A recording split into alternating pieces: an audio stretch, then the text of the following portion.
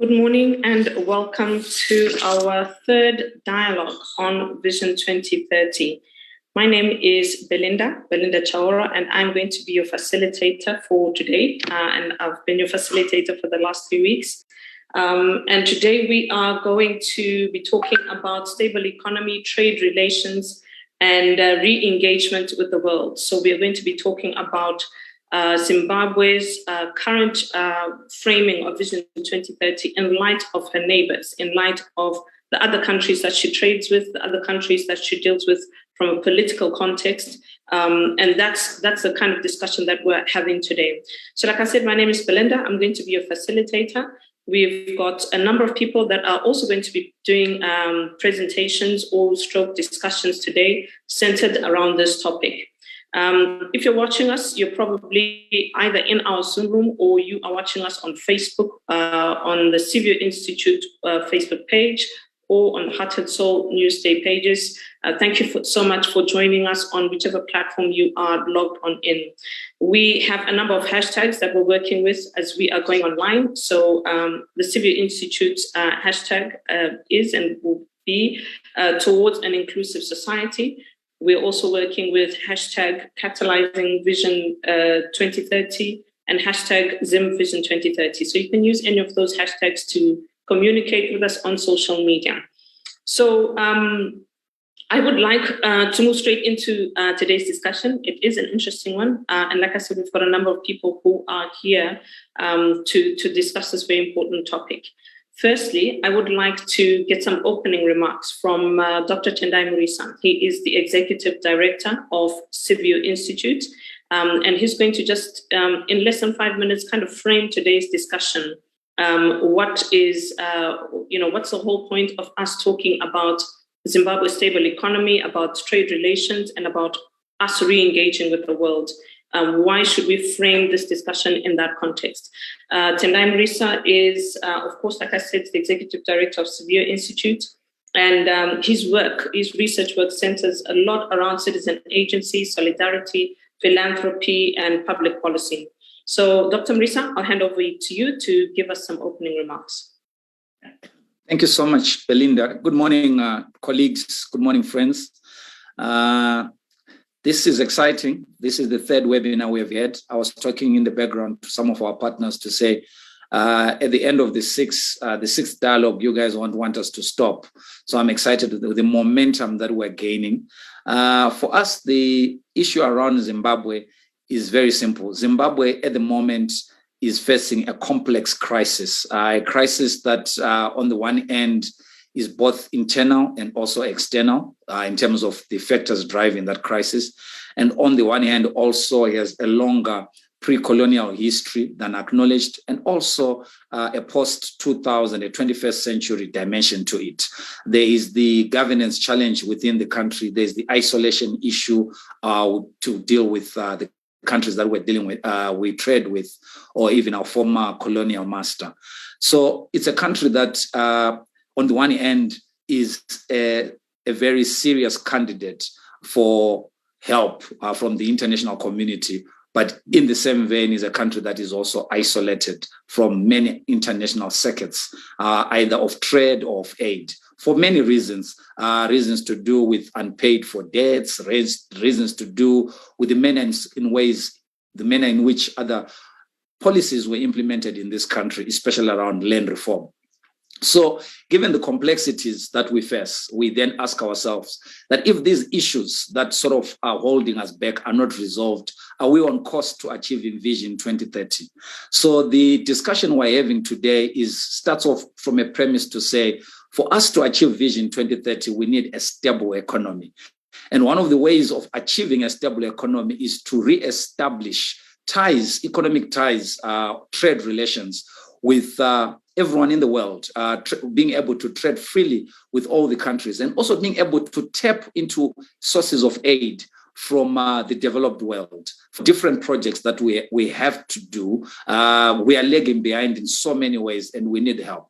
So when we are talking about Vision 2030, we remain alert to the international dimension in which sort of where Zimbabwe is a player, but also a victim of what is going on. So for us today, we've brought in colleagues who we hope can help us unpack what needs to be done on the side of Zimbabwe, and also what the international community can begin to consider if we are truly honest about us achieving Vision 2030, and if we can also be able to find common ground. The issue with Vision 2030 is around consensus building, finding common ground in how we work.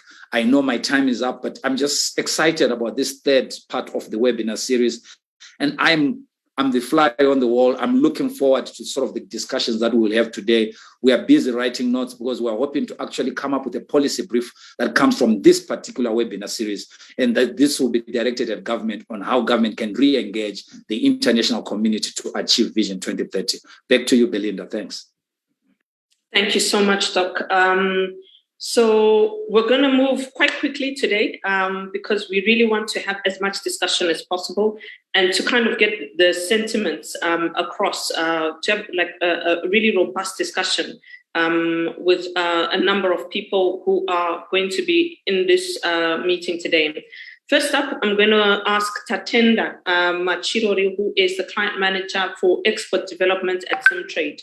And as you know, Zimtrade is the office that is in many ways very responsible for how Zimbabwe is trading, who she's trading with, and also just facilitating trade between citizens of Zimbabwe and also those in other countries.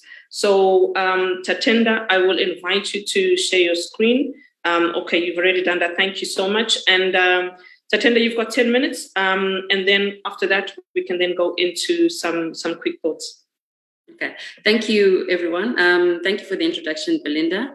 I will try by all means to keep this presentation within 10 minutes, but you know how it is. We tend to want to explain things. So straight into the presentation I'll go. We just want to take a look back at where we've come from and where we are going. Sorry, I don't know if the screen is changing from that end. It is not.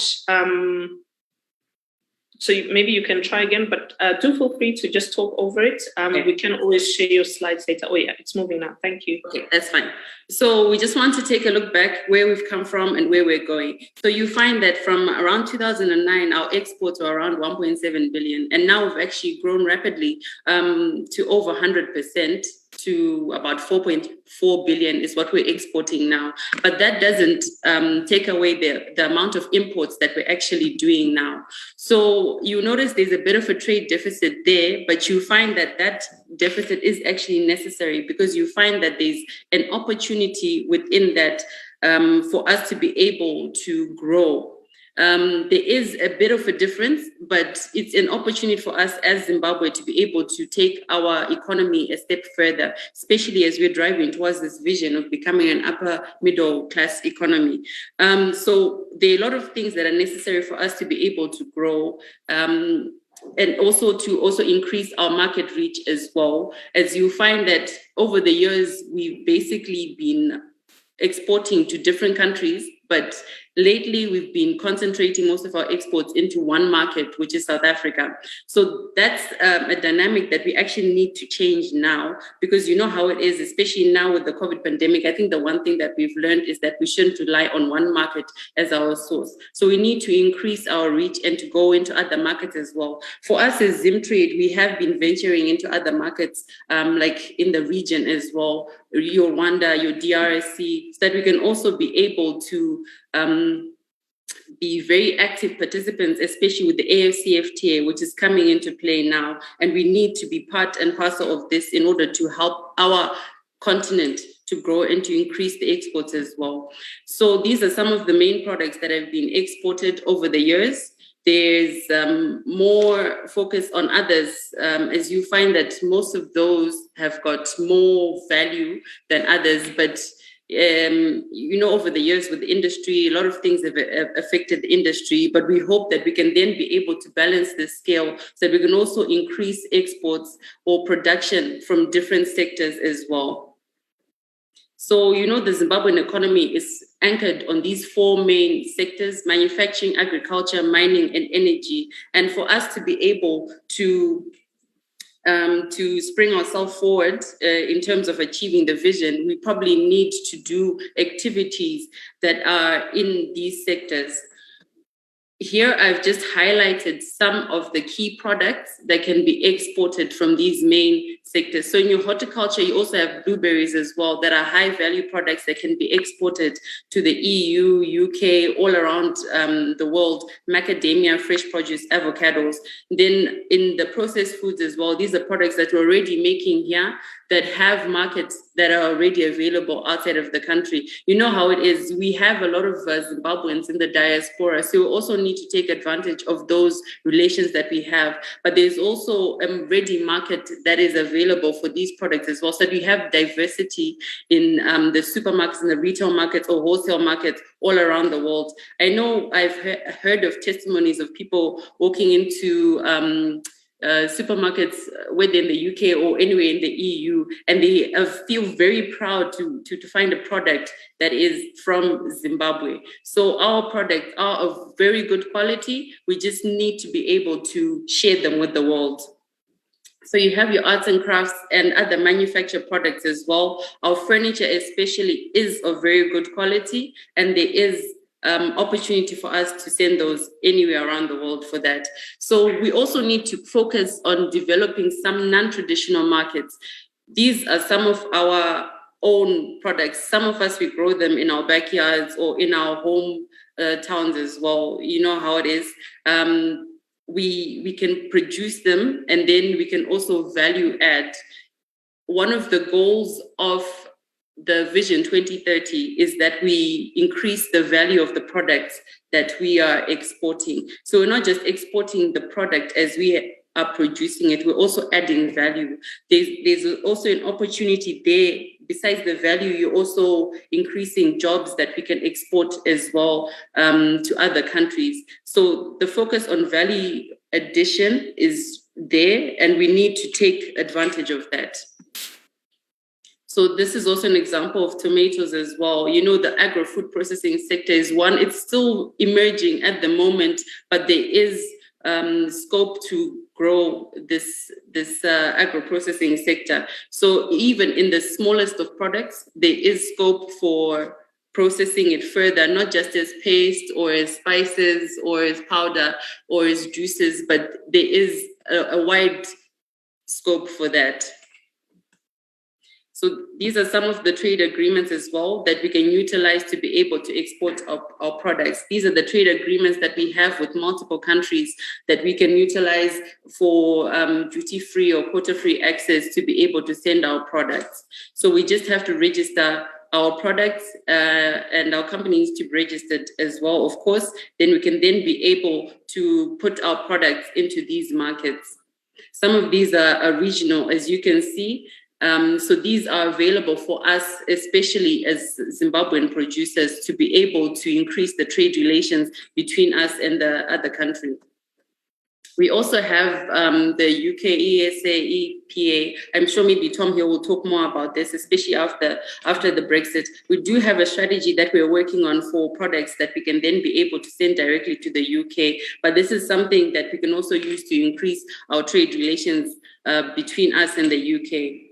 So what do we do as Zimtrade? As Zimtrade, we provide market intelligence, we conduct market surveys, and we have all this information readily available here in terms of, like, let's say you have a certain product that you want to produce. If you want to know the market requirements in certain markets, you can be able to avail this information, including statistical information, such as the religion of that country, and also what the market size would look like if you were to send your product there, how they would require it, and the small things, even like the language that is spoken there, that will need to be displayed on your product packaging. Export development, we do capacity building activities such as training, we conduct seminars, and also technical interventions for SMEs and enterprises. export promotion, we do outward or inward trade missions, we attend trade fairs, and it's all an initiative to be able to take our local products out there for the world to be able to see them on a global forum. So, now there is the Dubai 2020 that's happening. I hope some of our participants here do have their products on display there, but it's just so that we can have our products on a global forum for the world to be able to see and appreciate what it is that we produce here, our local homegrown products. And then advocacy as well. We assist with issues that might present challenges when exporting for those that export. And then, so hosting of webinars and trainings are one of our activities as well. Individual assistance for registration for those that are keen on registering for trade agreements. If you need assistance, our offices are always open for you. We're developing a strategy for the AFCFTA and also for the UK ESA EPA agreement as well. And then there's also participation at the IATF. I'm hoping also there are participants here that will be attending the IATF to be held in November. But this is also just another initiative to be able to increase the trade within Africa, so that we can also build a value chain within Africa as well. It can be produced in Zimbabwe and then maybe processed in another country like Rwanda before it to the rest of the world. We're looking into developing such type of value chains that we can be able to retain more value here in Africa than to export it to China and have it processed there and then return to Zimbabwe for consumption. So some of the other key projects that we are doing now, we have the provincial cluster development, which is in line with the devolution strategy, so that we can build little communities or big communities rather in each province, whereby they will concentrate on production of certain products, hopefully also value add, process and the likes, including packaging as well, and then export. So certain products will be known for production of certain products for export. And then food for export masterclass. This is one of the other projects that we're working on with some other partners, including the Dutch embassy, whereby we are helping women entrepreneurs to grow their businesses. They are based in the food agro-processing sectors.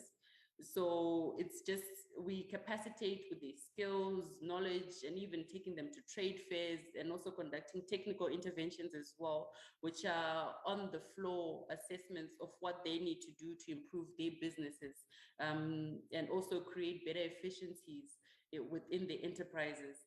We also have the best model farm, which is almost a structure like the provincial cluster developments, but then we're focusing on farms where we're building to be models for others that can implement in different places. Then we have a youth incubation program, the Eagle's Nest, whereby we're taking all the youth that we have in this country to be able to capacitate them with skills, so they can also run their own enterprises, and in the hope that in the near future, they'll be able to export their products as well. I take it Belinda appearing means my time is up, and I think my presentation is finished, but thank you all for your attention. And so thank you so much, Satenda. Now, before you go, Satenda, I think one key thing that I saw in your presentation was, just a shift from 1992 to 2020 in terms of the countries that we were trading with.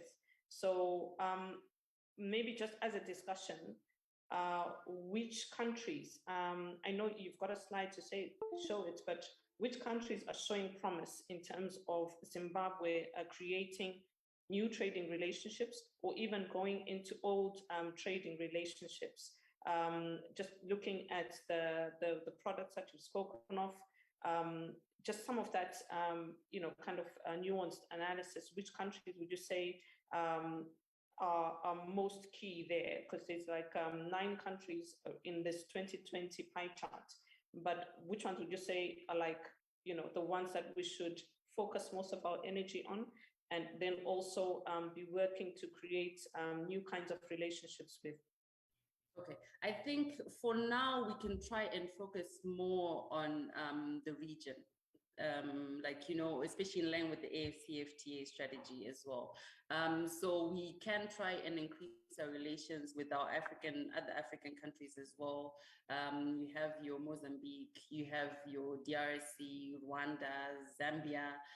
Of course, it's an issue of volumes as well, because we need to be able to supply the required volumes into these countries. But we can also just try with the southern region, then as we can also work our way up north.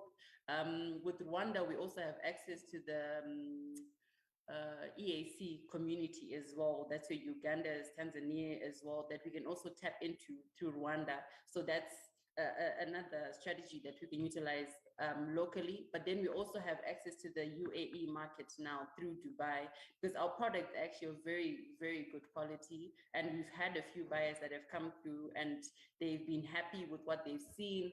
And they are products that are there. I think it just depends on which products our people can produce. But if we can go maybe even to agriculture, butternut, potatoes, sweet potatoes especially, we can be able to hinge on those for export. Now, sorry, just another quick question. My mind keeps going back to what do we do about China? So like, are we, so this is export. So you've compared 1992 and 2020. China appeared in your 1992 export statistics, but in 2020, I'm not seeing, you know, China as a glaring statistic unless it's in the 23% of other. So just explain to me, what are our dynamics with China? Is it more of imports rather than exports? You know, I know there's a lot of, you know, just push from the government to kind of look east. Is that something that we can kind of leverage on, especially for exports? What are your thoughts? Okay, so for that one, for China, it's just unfortunate. For some of our products, we're actually sending through South Africa and then to China, because you find like our citrus is going out through Durban.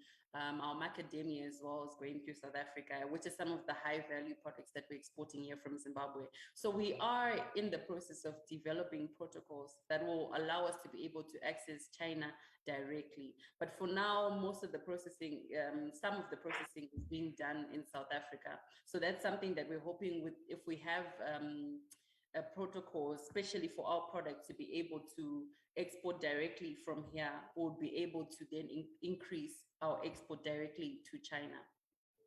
Okay, all right, yeah. Tatenda, I'm gonna cut us off here. I really want to get insights from Mr. Eddie Cross, who is in the meeting today. Thank you so much, Tatenda, but we are going to be creating room for a discussion. So Eddie's not a stranger. Welcome to our meeting.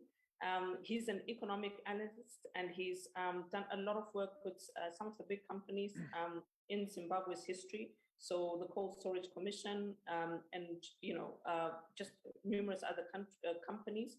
He's been a member of parliament as well, so he kind of understands how laws are made, how policies are implemented, but he also works as an advisor across many sectors and to a number of people, including at different stages to the Presidium. So Eddie, I'm going to give you a few minutes, about 10 minutes, and then we're kind of going to go into a discussion. So what would you say, Eddie, in terms of our prospects for re-engagement? What should Zimbabwe be focusing on? Thanks, Belinda. Good to speak to everybody. I see we've got a fair number of people on the system now. And thanks for the invitation. Re-engagement actually is a critical factor in the attainment of Vision 2030. In my view, the goal of achieving middle income status by 2030 will not be achieved unless we are successful in this particular area. And I think the visit by the rapporteur from the United Nations to look at the impact of sanctions on Zimbabwe this week is a useful step forward. I go back to 2018 when the president was inducted in August, and he made a speech in which he set out his vision for the nation over the next 5 years. And one of the key factors he raised there was the need for Zimbabwe to seriously engage with the international community, if this was possible. And I think what we need to recognize at the outset of this discussion is the implications of isolation. If you have a look at the history of development in China, for example, after the death of Mao Zedong and the introduction of Deng Xiaoping as the new leader of China, he committed China to opening up to the rest of the world and to a policy of economic and political pragmatism at home. And this has resulted in China becoming one of the major players internationally and one of the biggest supporters of the policies of free trade internationally. And it's interesting that in recent years, China has in fact been the major proponent of liberalizing global trade. Liberalization of global trade was, of course, a key element in post-Second World War policies by the major nations of the world at that stage. And it has resulted in international trade growing very strongly, consistently over the last 50 years or so. Now, if you're isolated in any way from this global system of trade, you cannot hope to attain the sort of growth figures that you need to bring your people out of poverty and to attain some kind of middle income status. All of that has been achieved in the Far East. In fact, the achievements of the countries of the Far East, what they call the Asian tigers, has been really quite remarkable. So that's the first thing. We need to recognize that isolation from the global system has long-term implications for us. The second point I want to make is the implications of the sanctions regimes which are being applied against us by the United States, Europe, and the United Kingdom. First of all, they've been in place now for nearly 20 years. ZEDERA in the USA was promulgated by the US Congress in 2002. And these must be amongst the longest running continuous sanctions on any country anywhere in the world. Even the mandatory UN sanctions against the Rhodesian government, which was imposed in 1967 and ran until 1980, was not of the severity of this particular program. And you've got to ask the question, why? Why have we been picked out for this kind of treatment? One commentator said to me the other day, it's because sanctions are quite a popular policy strategy. You look at what the international community has done to Afghanistan after the collapse of the American efforts to try and introduce a new government there and the emergence of a Taliban-dominated regime. They've imposed sanctions. They've frozen their foreign assets. And it has plunged Afghanistan into a huge economic and political crisis and threatens the instability of the country. And all of that makes it nearly impossible for whatever government is running Afghanistan on whatever basis to actually lift their people out of poverty and to establish some kind of stability where people can have decent lives. So sanctions here, although they were intended to target specific individuals, have very, very wide implications.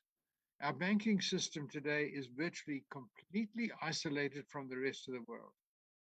And even making relatively small international payments can involve bureaucratic delays, even detention of the funds overseas. We've had recent experience where major export companies in Zimbabwe have had their funds intercepted internationally by banks acting under instruction from Washington. And, you know, obviously any company that has its its export proceeds detained on an arbitrary basis overseas, will have to seriously think about staying in Zimbabwe and continuing to function here. And certainly foreign investors looking at the situation here will see this as a major impediment. The next thing is that the leadership of the United States on this issue has been followed by both the European Union and the United Kingdom. The EU, in fact, has been much more accommodating to Zimbabwe than these other two states. And the EU, in fact, is allowing quite significant liberalization of their restrictive regime, and it remains much more targeted than the other regimes. So what are the stipulated requirements of these foreign governments who are imposing this isolation on us and these sanctions of one kind or another?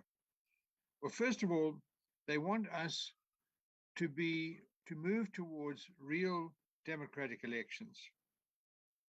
And I think the one thing that we're not getting enough recognition for is that the 2018 election was in fact reasonably democratic. That was the conclusion of all the foreign observer missions. And I think it was reasonably democratic, and I don't think we've received enough recognition for that. The second is human rights observations. Human rights are throughout the country. And here, relatively minor human rights violations. For example, in the 3 years since the 2018 election, we've had about 5 highly publicized abductions of one kind or another. And to me, the impact of these and the significance of these abductions have been blown out of all proportion. And I don't really see why this is happening. Maybe it's because we've got a very active civil society here, but also I think the media plays a significant role here. Then they expect us to observe property rights. And here the great violation of property rights under the Mugabe era was, of course, the nationalization of the assets of commercial farmers. And here again, this new government, has recognized this and have in fact reached agreement with the farmers on compensation and remains committed to paying compensation. Despite that, there's no sign at the moment of any major financial grouping anywhere in the world being prepared to assist us with that problem. And right now, it's beyond our financial capacity to meet. And then they require us to observe our constitution, not just in letter form, but in reality.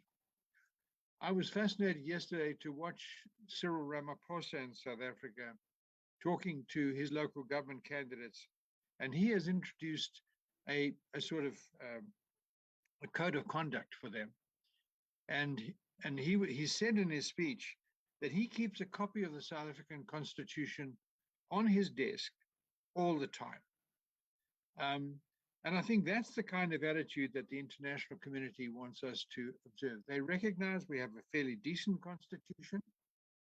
The constitution in South Africa might be one of the most progressive in the world, but they say we violate the constitution in the way in which we administer our country, and we do so seemingly without any serious consequences legally. So I think that requires quite a lot of attention here. We have, since the change of government, modified about 200 acts of parliament to bring them into line with the constitution adopted in 2013, but that remains unfinished business. And then finally, there's freedom of speech and association. And I think we've come a great way on that one. Certainly, you look at the diversity of newspaper coverage today, listen to the media, although it's pretty much dominated by the state, it is much freer than it was in the past. Freedom of association, I think we have that to some extent. I was dismayed by the violence against Chamisa in Masvingo province last week. And I think that kind of thing we must crack down on very hard. We must have freedom of speech, and it must be recognized as such, and it must be respected by everybody. And then finally, there's the question of the rule of law and the independence of the judiciary. The three pillars of the state: the judiciary, the executive, and parliament. And I think we've got to say that our executive here has always been much too strong, much too dominant. And the influence of the judiciary and the independence of the judiciary remains something which is a little bit distant. But in addition, can we really say that our parliament plays a really significant role in our national affairs? I was a member of parliament for 10 years, and 80% of the time in parliament was a complete waste of time. Our committees were where the real work was done. But really, in reality, can we claim that we've made a real difference? I don't think so. So the Americans tell me that if we want to re-engage with the world, we've got to come to the party. So I think this agenda, this reform agenda, is very much in our court. At the same time, I'm reluctant to acknowledge that we simply reform for the sake of meeting the perceived requirements of the international community. I think Africa is much more complicated than that. I think the demand that we all conform to a specific form of Western democracy is completely unrealistic. But at the same time, I recognize that if we're not given access, if we're not given readmittance to the world community as a nation and respected for who we are, then I think our prospects of attaining middle income status by 2030 are remote. I think I'm reasonably optimistic that we can achieve it, but we've got work to do. Thanks, Belinda. So I like the kind of broad overview you've given. And in a few minutes, I'm going to ask you to then just do another short deep dive. I think looking at the presentation that Tatenda did, and she highlighted 4 key areas of the economy. Just to then talk about the key things that maybe the government of Zimbabwe could do kind of to rejig the economy from that lens. But I like this overview because here you've kind of talked about sort of the re-engagement sort of reform agenda. So before we kind of dovetail into all of those other things, I would like to invite somebody who is actually on the call today and is representing the United Kingdom. So that is Lord Johnny Oates. I will invite you, Lord Oates, to unmute your mic and turn on your video. I just want to get your comments, kind of from a Westminster perspective. I'm sure Zimbabwe, everybody who's in the room knows that we were colonized by Britain for many years and attained independence in 1980. And since then, the relationship has had ups and downs. But I would like to believe that at the moment that there is some mending that's happening. So I want to get your perspective when you are representing Zimbabwe, because you have direct oversight over Zimbabwe from Westminster. I just want to get your input on the conversation that's happened so far. Just from Tatenda's presentation, what are the key things that Zimbabwe is doing in terms of exporting and obviously trying to rejig its economy. Some of that we're going to discuss later. But when you are hearing about Zimbabwe, when you're thinking about Zimbabwe, what comes to mind? What are the sentiments that you and other lawmakers are having from your end? Thanks very much, Belinda, and very interesting presentations also from Tatenda and Eddie. I should say, first of all, I do not represent the British government. In fact, I'm an opposition member of the House of Lords in our second chamber in Parliament. But I do chair the all-party parliamentary group on Zimbabwe, and that is made up of parliamentarians, as the title indicates, of all parties across the House of Commons and the House of Lords who have an interest in Zimbabwe. And just by way of background, I taught many years ago in the late 1980s in a school in rural Manicaland, and developed strong ties to that area and have remained in touch with Zimbabwe. My hope and desire, like I'm sure everybody's on this call, is that Zimbabwe can be a prosperous country, a prosperous middle income country in which every citizen is able to reach their full potential. And clearly, trade and investment is going to be an important part of that. And also the nature of the sort of goods that Zimbabwe exports. I think Tatenda talked about the importance of the added value in Zimbabwe being produced rather than just exporting commodities, and I think that's a very important point. But I just thought from the UK perspective, I might just give some indication of some of the barriers, I suppose.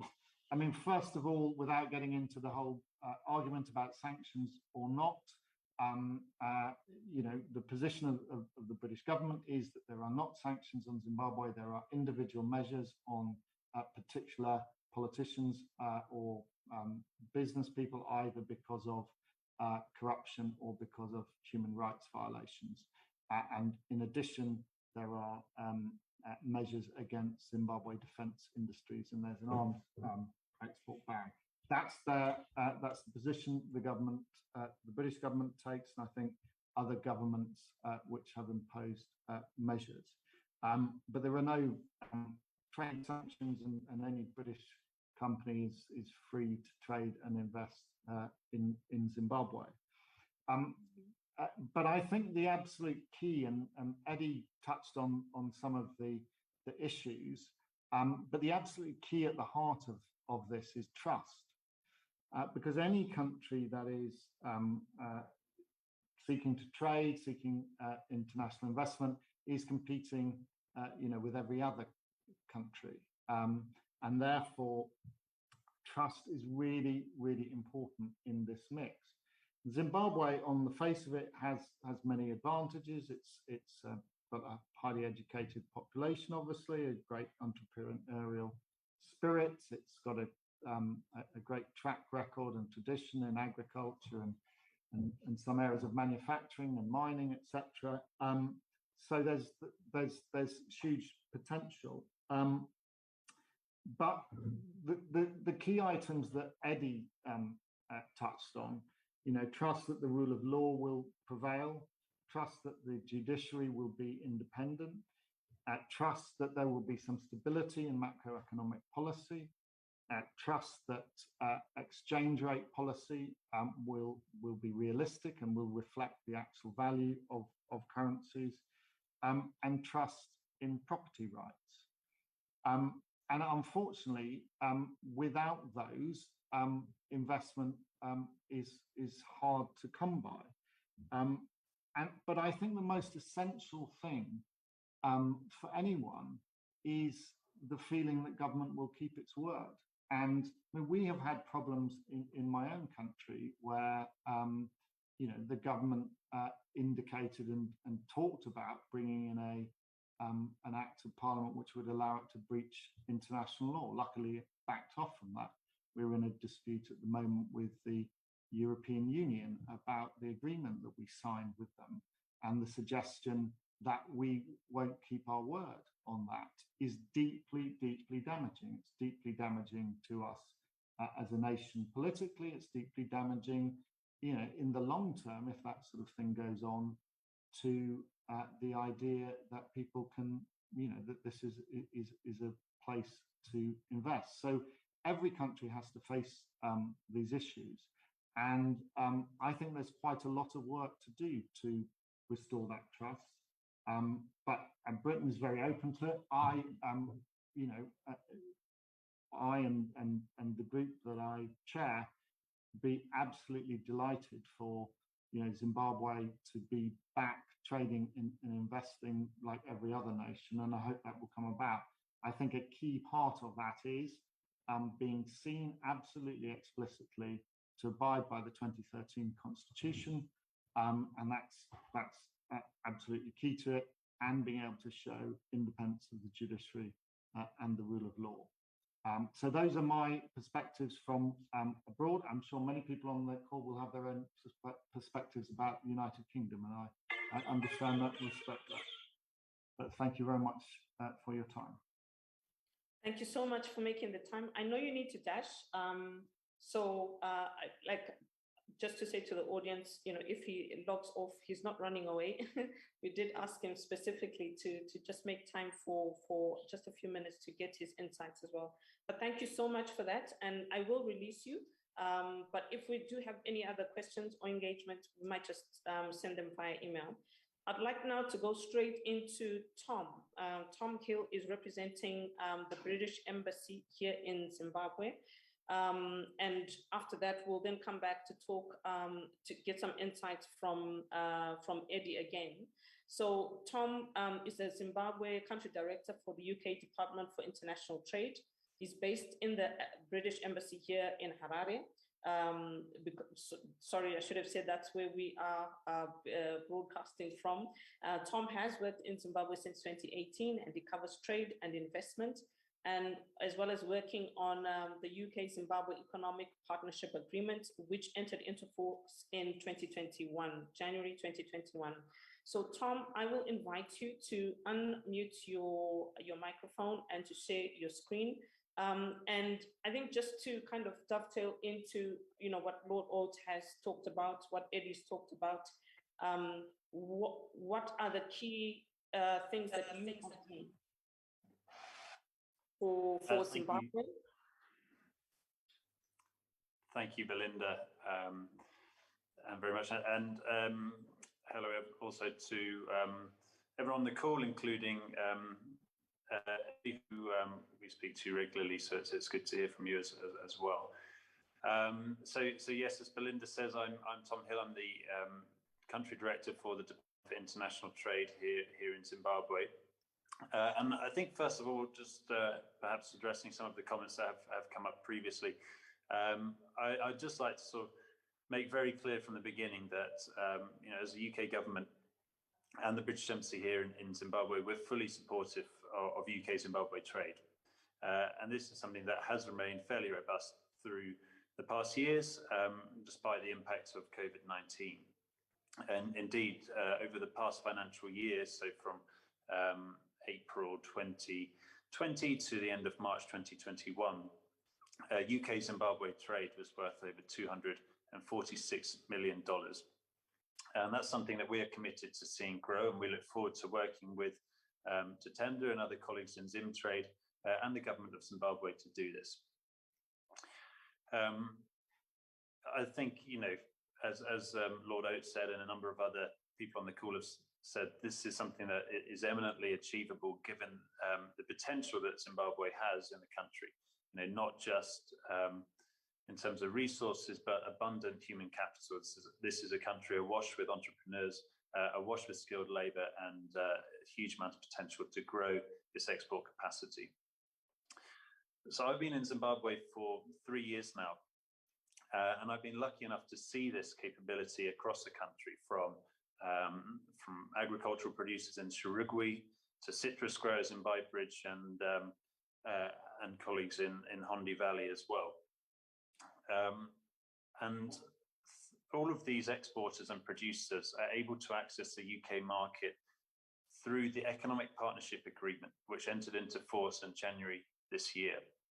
The Economic Partnership Agreement, which Zimbabwe is a member of as part of the Eastern and Southern African bloc ensures that Zimbabwe gets duty-free and quota-free access to the UK market. So this means that your blueberry producers in Marondera and elsewhere, and your Monge 2 producers in Nyanga, they do not have to pay duty to export to the UK market, and this gives them an edge on competitors in other markets.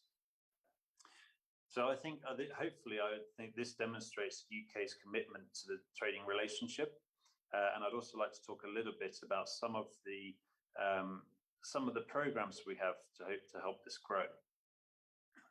I was asked by Sylvia to talk a little bit about the impact of Brexit on the UK-Zimbabwe trade. And obviously, the key outcome of Brexit is the UK now has a independent trading relationship, and that will enable us to grow our bilateral trading relationships, including with Zimbabwe. So through the Economic Partnership Agreement, we do support Zimbabwean exporters through the UK Trade Partnership Programme. This is a program that works with a small number of lead farms to support their export capability, helps them work with outgrowers to bring in smallholder farmers to the export supply chain. We also have a program called the Trade Advocacy Fund, and this helps us support the Zimbabwean government in increasing their trade negotiating capability. This is something that will come to the fore in the coming years as we look to further develop the UK Zimbabwe Trade Agreement, or the UK ESA Trade Agreement. So how can we make UK-Zimbabwe bilateral trade stronger and higher? Well, first of all, I would like to address some of the comments made earlier, including by Eddie, with regards to sanctions. Lord Oates has addressed some of these, but to restate, UK sanctions are on 5 people in Zimbabwe. They're asset freezes and travel bans. They're imposed because of human rights and corruption, and they do not preclude or prevent UK-Zimbabwe trade. There's huge potential in UK-Zimbabwe trade, and we are very committed to supporting this. Where are the areas that we see potential? Well, obviously, agricultural sector has huge scope for growth. I think this was worth, according to the latest stats, over $3 million in the last 4 quarters. We'd like to see further value addition, and we see a lot of opportunity in the critical mineral sector as well. We should also cover investment as well. As you know, trade goes both ways, and there are a number of UK exporters looking to invest and trade with Zimbabwe. And as Lord Oates also addressed, there are barriers to investment and trade that are hampering further growth in this relationship. These include issues around the currency and currency convertibility, property rights, and rule of law. But this is a private investment decision on the level of risk that investors want to take in Zimbabwe, and we are very supportive of investors that want to work here, and we work with them and engage with governments to help them address these barriers. Finally, to wrap things up, I'm not sure how much time I've got left, but I'd like to say thank you to Zimtrade. We've worked very closely with Zimtrade over the past few years. We actually, I was lucky enough to work with Zimtrade to lead a trade mission to the UK in 2019. And I think this demonstrates how the UK is committed to supporting this trading relationship, how the UK does see potential for Zimbabwe exports in the UK. And we are, of course, looking forward to continuing to work with Zimtrade and other partners in country to grow this relationship in the future.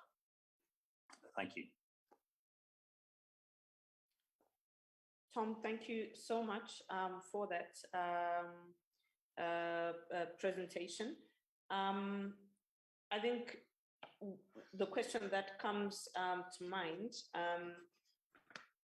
really, from Brexit, you've said that UK Zimbabwe is developing sort of an independent trading relationship now, and you've obviously highlighted some of the key trading missions that you've had, and highlighted as well just some of the big broad level minerals, and kind of crops that you would be looking at. But I'm not sure if, you would be best placed to kind of answer to say, beyond having that kind of engagement in terms of trade, what would your assessment be? I know we've talked about the kind of key things that Zimbabwe would need to do to re-engage, but outside of anything that Eddie's mentioned, what are the kind of baby steps that we can take, going forward in the next few months? I'm hoping as well, we've got a number of policymakers from the Zimbabwean government who are going to watch or get access to this recording. So, just your personal thoughts, what can people do as a next step? Belinda, thank you. So I think this question can be answered in two parts, and I'm not best placed to answer either part. I think on one part it's the political engagement, where we've been very clear on sort of the steps that Zimbabwe would like to work with Zimbabwe to see them take, and this is an ongoing engagement that we have on a political level. But again, I'd like to sort of highlight that there's nothing stopping investment in Zimbabwe at the moment on that sort of UK side. The thing that is stopping investment or hampering it is investors taking a decision that the risk of investing in Zimbabwe is too high, or is higher than investing in other markets. So this is an ongoing conversation that investors need to have with the likes of ZIDA, Zimbabwe Investment Development Agency, and other partners in government, to listen to investors and respond to what they are looking for in terms of mitigating that risk. And I think currency is the main one. We work a lot with investors in the renewable energy sector. Renewable energy is a very capital intensive sector where there's a lot of initial risk. So mitigating or addressing the issues around currency convertibility is critical. So working with these investors and listening to them to ensure that this is an environment that businesses can comfortably invest in is something that we've been encouraged to see that Doug Manatsi and Zimtrade are listening to businesses and further enacting on what they're asking for would go a long way. I hear currency coming up quite a lot. Thank you so much, Tom. So, Eddie, I'm going to come back to you. Currency, has come up. So you brought it up, and it's come up as well. Just as Tom has been talking. I think you mentioned that the currency is literally like the lifeblood of the machine. That we're calling the economy of Zimbabwe. Now, what are your thoughts around sort of stabilizing Zimbabwe's currency? Or, I know some people have been calling for the US dollar again. What are your thoughts on that? What do you think we should do to kind of stabilize Zimbabwe's currency going forward? Because it seems to be a key thing that will affect, obviously, our relationships with other countries, but then also just the day-to-day running of any household is dependent heavily upon, what the currency status is. In many ways, that's the central question for today in Zimbabwe. And what I would say is that we've made great progress in the last 3 years. The Transitional Stabilization Program introduced in 2018 was implemented pretty thoroughly. I reckon about 80% of the goals of the TSB were achieved. The major steps forward taken at that time was the decision to reintroduce the Zimbabwe dollar and to eliminate the fiscal deficit, which had really been the reason why the Zimbabwean economy collapsed between 2000 and 2008. And the decision to start trading US dollars at an auction run by the Reserve Bank. And the combination of those elements, although the adoption of the Zimbabwe dollar and the reduction in the value of accumulated funds, which we termed as US dollars over the period up to 2017, was very costly in terms of the depreciation of accumulated bank balances and assets. They did, in fact, restore macroeconomic stability to the country. And I think I would judge that the Treasury today is in a relatively sound state. The problem has been how we manage the foreign currency inflows to the country and how we meet our import demand. And here, there are many elements in our trade relationship with the rest of Africa, which is really confusing to say the least. For example, I think that our official imports, which stand today at about $5.6 billion a year, is grossly understated. About 10 days ago, we introduced a new system of border clearances at Byte Bridge. And it's immediately created chaos because the new system is automated. And there's no way in which you can bribe an official at Byte Bridge and get away with not paying your duties or your customs duties. And it's been found that up to 80% of the cross-border trade from South Africa into Zimbabwe was in fact not playing by the rules. And now that the rules cannot be manipulated by anybody on site in return for a couple of $100 US, we've got this massive queue at Byte Bridge, 14 kilometers long with thousands of trucks in it. And that indicates the extent of the problem. And then there's the issue of what are our real foreign exchange inflows?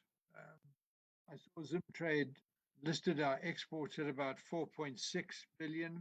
I think that's about right. Our diaspora remittances, 1.2. Other elements, 8 foreign aid and so on, about 800 million. So there's another couple of billion. So that would explain what we call the official balance of payments surplus, which is running at about $1.5 billion a year at the moment. And that also explains why we have at the moment $3.2 billion in bank accounts. We've never had anything like those reserves. But the problem is those foreign exchange balances are in private bank accounts or in bank accounts controlled by the Treasury, and they're not available for the use of the import industry and import agencies and the wider economy. And so we run the auction on a relatively small pool of foreign exchange. This last week, it was about $48 million on Tuesday, whereas we really need about $150 million to meet total domestic demand. So the result is that we have an informal sector, which probably in Zimbabwe represents the majority of the economy. The IMF says that we're the most informalized country in the world, and I agree with that. And I think they underestimate. They say 60% of our GDP is informal. I think that's an underestimate. I think it's much bigger than that. And I think that our foreign exchange inflows are in fact much greater than are reflected in our official figures. If you just take gold, for example, the official market for gold is about 20 tons. We know that over 100 tons of gold worth $7 billion is being traded in Zimbabwe, but the bulk of it is being smuggled out of the country. And how do you run in a country where you don't control those fundamental pillars of the economy? So the issue is, how should we be trading our local currency, and how should we be managing our foreign exchange inflows? And personally, I'm one of the people who was behind the introduction of the auction. And I was very pleased with the way it ran in the beginning. But I must say today, the auction has become a problem. The backlog on the auction is 15 weeks for some importers.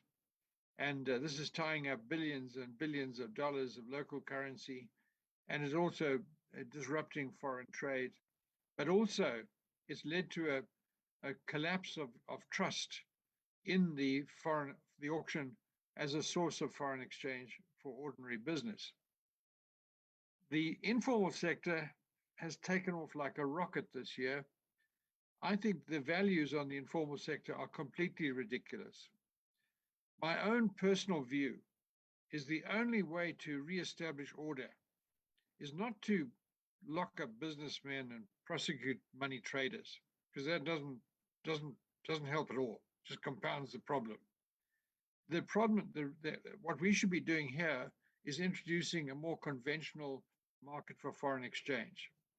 And this would involve, as it does in Zambia, Mozambique, Botswana, and South Africa, all regional states, it involves simply converting all incoming foreign exchange into local currency, using local currency as the sole means of exchange, and operating the market on a willing seller, willing buyer basis.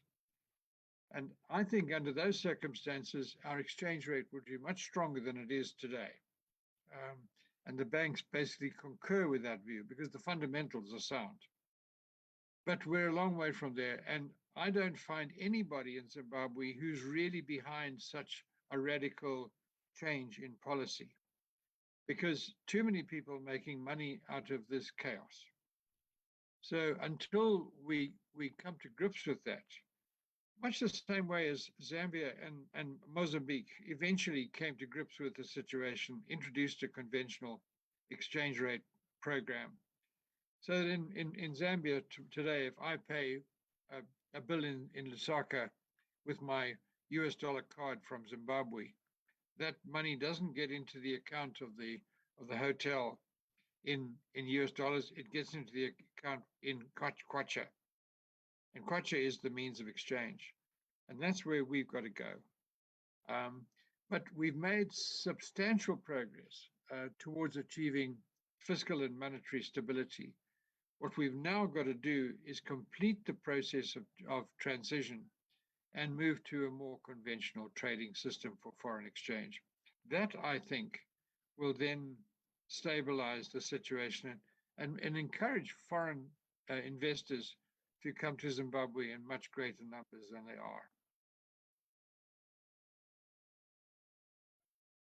are. Sure, Eddie, thank you so much.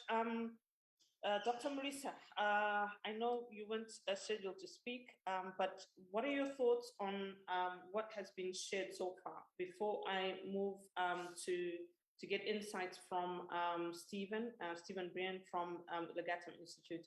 Doc, I'd just like to invite you to, kind of frame what has been said so far. What are your thoughts? I think, and it's good. Thank you so much, Belinda, for bringing me back. It's a privilege. But I think especially from Eddie, I was just having a private chat with my colleague saying, oh, he's such a wealth of experience. We're struggling to cope or to keep up with the tweets because he's just speaking off the cuff, but he's got all these figures, etc.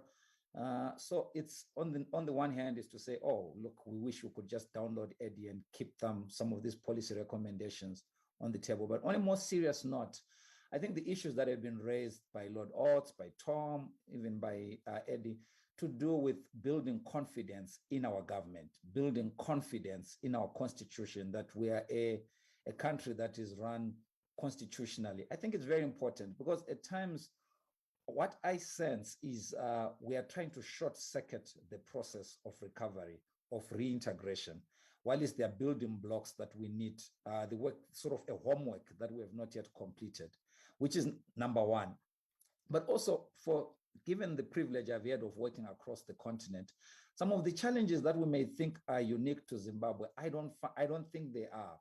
The waning trust that we have between citizens and office holders, it's a global problem that we have. There's lack of trust and lack of confidence in what is happening. And I'm zeroing in on this trust issue just to sort of build upon Eddie's last point when he was giving the example of Lusaka. I think if you were to go into people's personal vaults in Zimbabwe, people's safe deposit boxes, or even held at the banks. The irony is now people don't go to open an account, but they go and open a safe deposit box at a bank. The amount of foreign currency that is being held outside of the formal system is huge.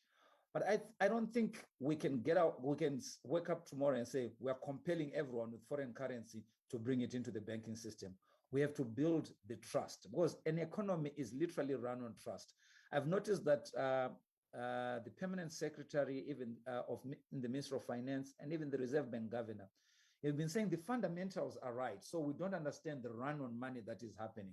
But I think the economy is not literally an issue that is just based on logic alone.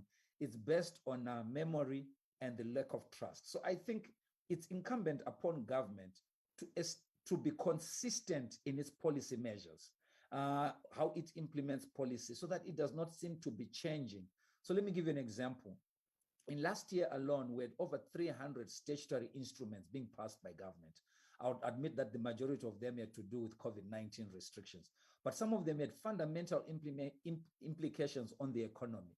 So that creates a sense of uncertainty, a sense of worry that things are changing, and many people devise ways of short-circuiting the system, of staying outside of the formal systems. Because if the figures that we see around our exports, because in terms of exports, I think we do better than Kenya, we do better than Rwanda, but we still have these fundamental challenges in our economy.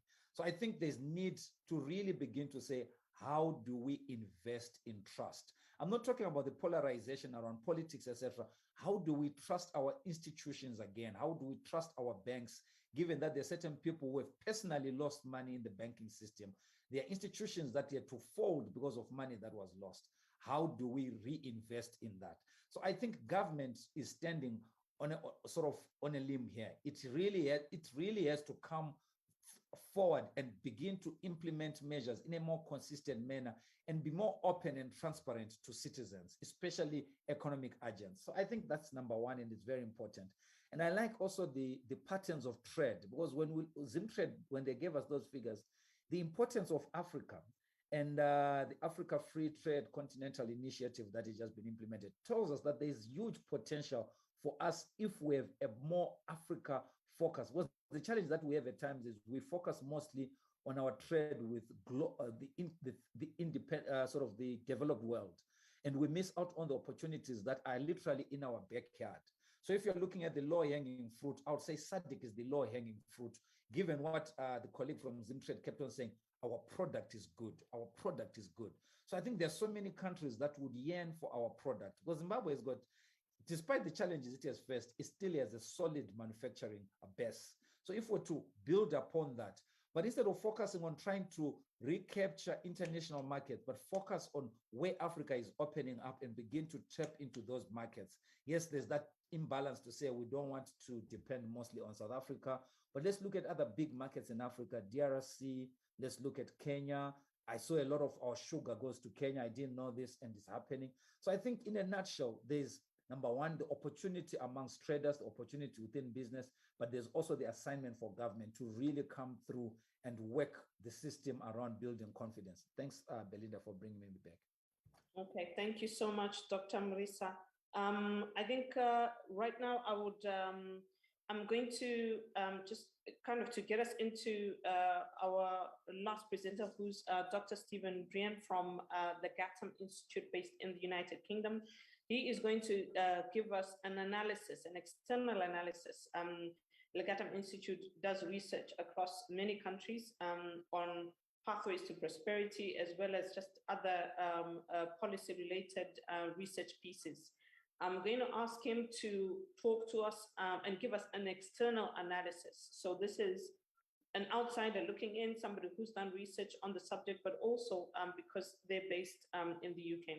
As is coming up, I'm going to put up a poll and to ask everybody who is in our Zoom room. Unfortunately, you can't take it if you're on Facebook, but to everybody in the Zoom room, if you could attempt our poll, just to give us some insights about what you are thinking so far, what you have gathered from the topic, what do you know about what's being discussed, and what are the key things that you are gaining from today's discussion.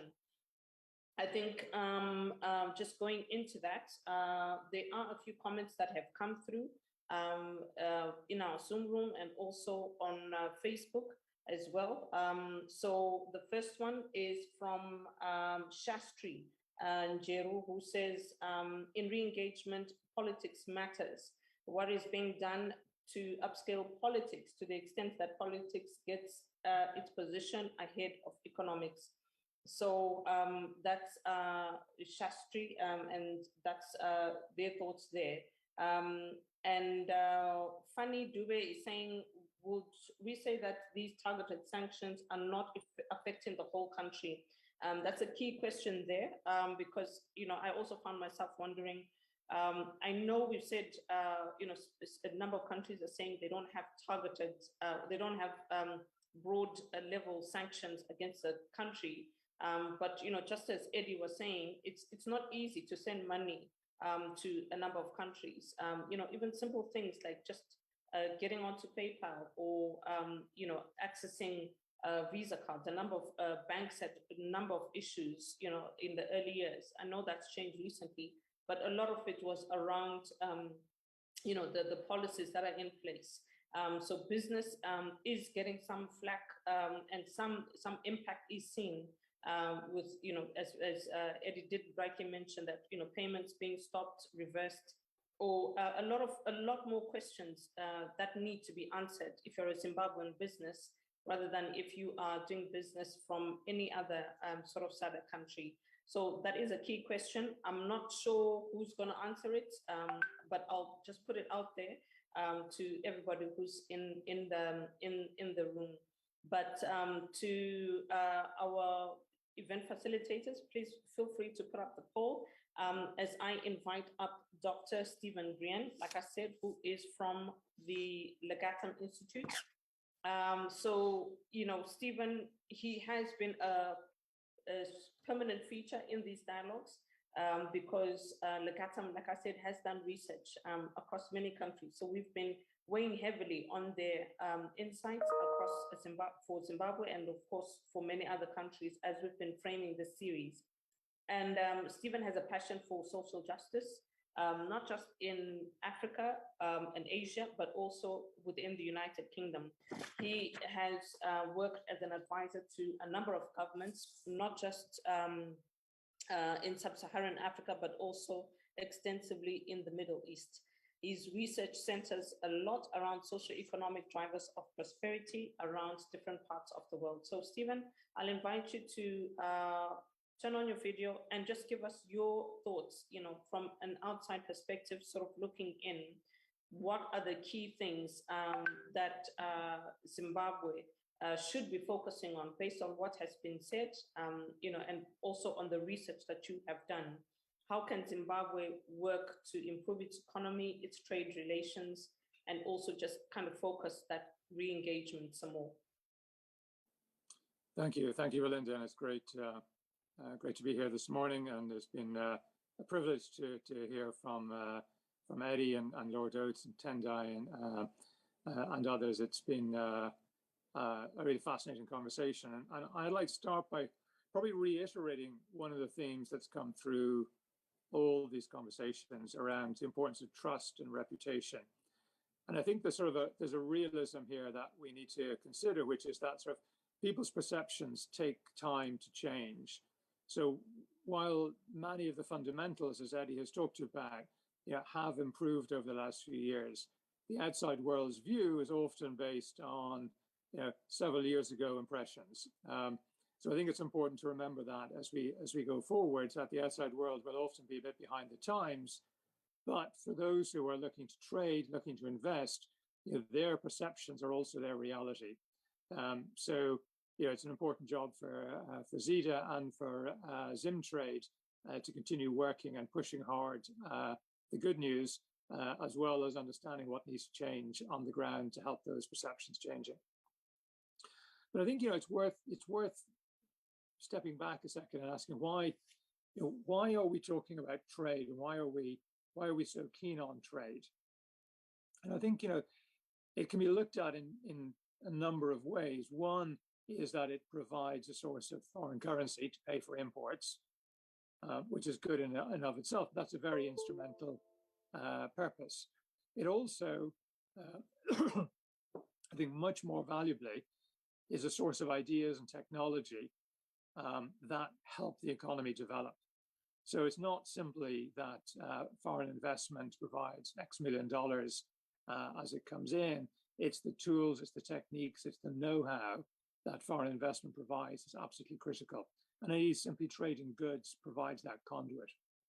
But also, it's a sort of scorekeeping measure, and it's worth recognizing its role here to sort of indicate how successful the economy is, because in effect, what gets exported and the variety of products and the extent to which products get exported is a really good sort of market test on the diversity and the efficiency and the productivity of the economy.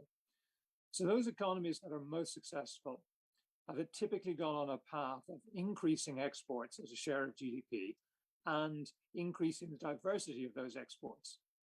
And that's a marker to say the economy itself, the domestic economy, is developing. It is enhancing its productivity, it's enhancing its diversity. And it's that diversity and productivity that fundamentally creates the wealth and the well-being that really is at the heart of all our conversations for the last while. Now, to achieve that, I think the fundamental starting point, which pretty well all our contributors have discussed this morning, is this idea of trust. Let me pick up what Tendai said and just take it a bit further, which is, I think, when we look at international trade, when we look at people's choice of the use of currency, when we look at the decision to be an informal trader, an informal worker, or part of the formal economy, these are all choices people make relatively freely. And one of the challenges for government is to say, how do I create the conditions such that people choose to join the system that I'm creating? So from a trading point of view, how do I create the conditions such that people choose to trade with me or invest in my economy? From a currency point of view, how do I create the conditions that people choose to use a local currency as the means of exchange, as Eddie was talking about, and not wanting to hold on to the dollars? The reason people are holding on to dollars is a choice people are making to balance risk. And what you have to think about as a government is, how do I create an environment that has a stable enough currency, a reliable and secure enough fiscal situation, such that people are comfortable and choose to use the local means of exchange rather than dollars, because actually that's easier for them? Or how do I create rules and regulations, whether it be around the way in which I manage the border posts to licenses for business, etc., such that people choose to enter the formal economy because it's in their interest to do so, rather than trade informally with all the risks associated with informal trading. So these markers, these little piece of evidence about how the economy is running, are very important for what they tell us about the core of the economy. And that, I think, is what really needs to be worked on. And I think, to pick up what Eddie said around the feedback he got from, I think American interlocutors about, Zimbabwe has to come to the party. I think that's really important. Sanctions have played a role, and as Lord Oates and as Thomas said, from a UK perspective, they've been very targeted, less targeted from other places. But broadly speaking, most of the world's economy is available to trade with Zimbabwe. And therefore, the challenge to a huge extent lies within the Zimbabwe ecosystem to address a lot of it.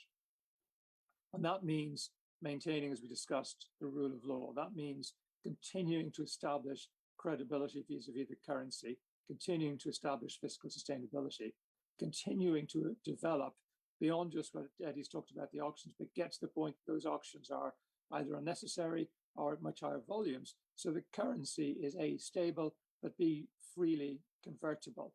Because without that convertibility of currency, you're not going to get all the investment that might otherwise flow. But I think then let me turn my attention then to a bit more of the internal mechanics of the economy. Because if you want to have trade, if you want to have foreign investment, we have to think a little bit more around the restrictions on foreign investment and indeed the perceptions of those. I know that the indigenization laws have been evolving, but again, in people's minds, they're a year or two behind. So more work, I think, needs to be done there. But then if you're a foreign trader and you want to engage in value-added activity, engage in commercial contracts, there is a question over the quality of contract enforcement. We've heard the rule of law being touched upon, but I think there's a more practical issue about, as the commercial court is being developed, training, the quality, the number of judges, the ability to actually administer commercial justice and equity in a timely manner is a critical part of ensuring that the outsider, whether that be a non-party member or an international trader, feels that they can get their day in court and that their contracts can be upheld with as much impartiality as anybody else's is. Again, the burden of regulation is another critical area. We need to turn the rhetoric of pro-business into the reality of how it works on the ground. And I think this is where one of the points, we see it quite literally at Bay Bridge with the recent example of where we get to a point where there's greater automation, you suddenly find that there are a lot of other second-order issues arising. And I think the point about too many people making money out of chaos is a really important barrier to streamlining and simplifying regulation, because of course it's all those little barriers, all those bureaucratic hurdles that create opportunities for graft, and they need to be quashed, they need to be addressed in a way that makes sure that civil servants and others are adequately remunerated for the job they do, but at the same time we have greatly streamlined processes. Then I'd say from the point of view of international trade itself, and we've heard about Zimtrade's efforts. I think, and Tendai mentioned it as well, the level of openness that Zimbabwe has to the world economy in terms of trade agreements, whether it be SADC, African Free Trade Agreement, or beyond, is actually quite large. And I think collectively, there's a common challenge among African countries to trade with each other. As a region, African countries trade with each other far less than the countries of other regions trade with themselves. So there's definitely an issue. There's also an opportunity to boost that trade because geographic partners, generally have cheaper transport costs, although of course within Africa that's challenged. But also, if you're at a similar level of technological development, similar level of labor costs, similar level of consumer sophistication, trade is much more of a win-win opportunity between such similar countries than say it is between China and the US, or even Zimbabwe and the US or the UK. And I think that's the real opportunity, that actually the historic classical view, the Ricardian view about the benefits of trade really play out among countries at common levels of development, whereas it tends to be more skewed between developed and developing nations. And that's a real prize that has to be sought after. But I'd say also, if you want to get trade, if you want to get value added for agriculture, and you need to bring capital in, you need to have an opportunity for some easier imports such that you can create that value added system. And one of the things that's notable is that, in the economic, especially economic zones, there are reliefs on tariffs for raw materials and intermediate products. Those reliefs should be extended as far as possible throughout the country, so that the opportunity to add value, the opportunity to bring capital equipment in, the opportunity to combine products from different countries to create something of high value for Zimbabwe to export is there, and it's not restricted just to special places. I think one of the challenges I see in a lot of African countries is that the government tends to send up a system whereby if you follow a particular set of rules, cozy up, do deals, you can manage to get a system set up. But the ordinary trader who wants to just use the rule of law, use the commercial code, use the trade arrangements naturally to trade, finds it very difficult. Therefore, you're always forced to cut deals with the government. The government should be aiming to be in a position whereby a lot of this trade can happen without it say so, without it having to get involved, because the ecosystem is enabling. And I think that's a critical mindset shift that would be really beneficial for Zimbabwe and indeed a lot of other countries on the continent, to create that self-sustaining ecosystem that can work without necessarily always having to cut deals with the government, because that also is how we'll start to sort of address the issue of too many people having a vested interest in chaos on it and in being part of that machine. And I think that's going to really be the key to enabling a flowering of the economy and increasing trade. Thanks, Belinda.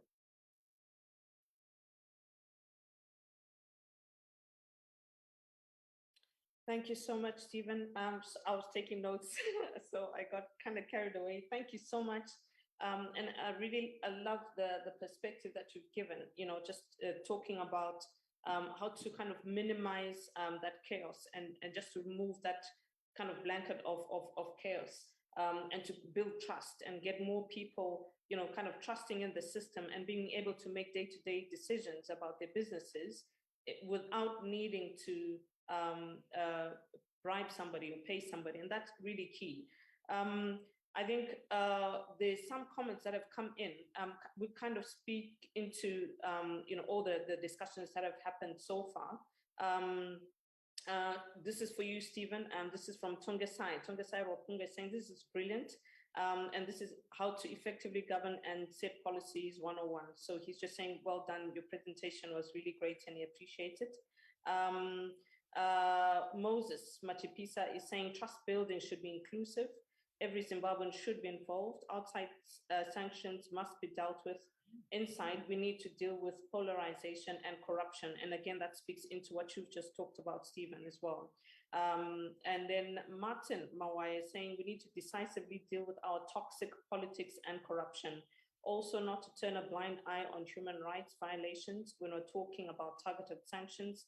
Let's put these issues into one basket and deal with them. Let's return to constitutionalism so that we can gain trust and confidence from the international community. And these are key fundamentals that we need to take care of. And then I'll just add to what Martin is saying, not just gaining trust from the international community, but I think as Zimbabweans, we've started, we don't trust each other as much as we used to. And so that trust is not just for people outside looking in, but I think as a collective, as a community, if we're going to attain Vision 2030, we need to be able to trust each other and to build together. And then Nigel Chanakira, Nigel did a presentation last week, on economic policy. He's got a comment here on a moral suasion, predictable policies, trust, confidence, and an unduly high premium on political risk are the key areas that need to be addressed. And when all is said and done, these are all governance issues. And he's saying politics is the anchor of trade and development before our economics can start to make sense. And I'd tend to agree with Nigel.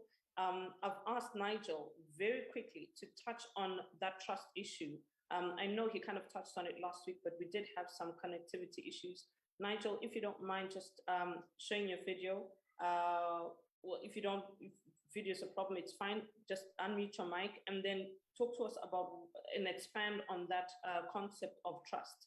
What were you thinking around that? And just that, how can we grow in that area of trust as a community, as a collective, and then also as we're working with people from outside our borders? Okay, thanks, Belinda. I think just quickly, I like what Stephen mentioned, turning our rhetoric into reality. I think in a sense, we kind of don't hear ourselves well. We don't listen to what we're saying. We don't necessarily, I think, project ourselves well. And I think it starts at home. Charity begins at home. We begin to trust ourselves at home with domestic policies that are markedly changed. We had a constitutional reform agenda which still needs to be executed. We asked our people, what do they want? And we gave our leaders what we wanted. And that's still to be executed and completed in terms of reforms. And I think that process must be completed because we know what we want. But then to begin to also change those very things that we wanted in terms of constitutional reform doesn't then, endear much confidence. I always kind of indicate to people as former chairman of the Zimbabwe Investment Center, I met Zimbabwe Investment Authority. I met a lot of investors in my 4-year tenure. And my big takeaway is that you've got to get our locals to believe what we are saying or what our leaders are saying, begin to live it and benefit from it, testify, of how good Zimbabwe has become. Because we know, it's public knowledge, we were a bit of a basket case as a nation. But if we are reforming, we must believe in those reforms ourselves, because we are the best custodians of that trust in order to pass it on to any visitors. And normally you don't get a person to invest in Zimbabwe unless they've been here, perhaps as a tourist to begin with. Then they begin to trade with you. And then ultimately they invest and then help you push your exports. So I think in a sense, we've got some way yet to go before we actually get somewhere. And I think it begins first and foremost with the politics. The opposition, if the major opposition party is not talking to the ruling party and vice versa, I think then we kind of are done for, because the nation is split straight down the middle. And so we can't even begin to build. So perhaps let me stop there and thank you for the opportunity. So I'm going to throw this back to Eddie, maybe even Nigel, and then also to Dr. Mrisa. A key thing that we've kind of come out with is that, the currency is something that needs to be resolved. Trust issues need to be resolved. I think we've talked about, going back to constitutionalism. But I want to ask a different question. So taking trust and then looking at the business sector.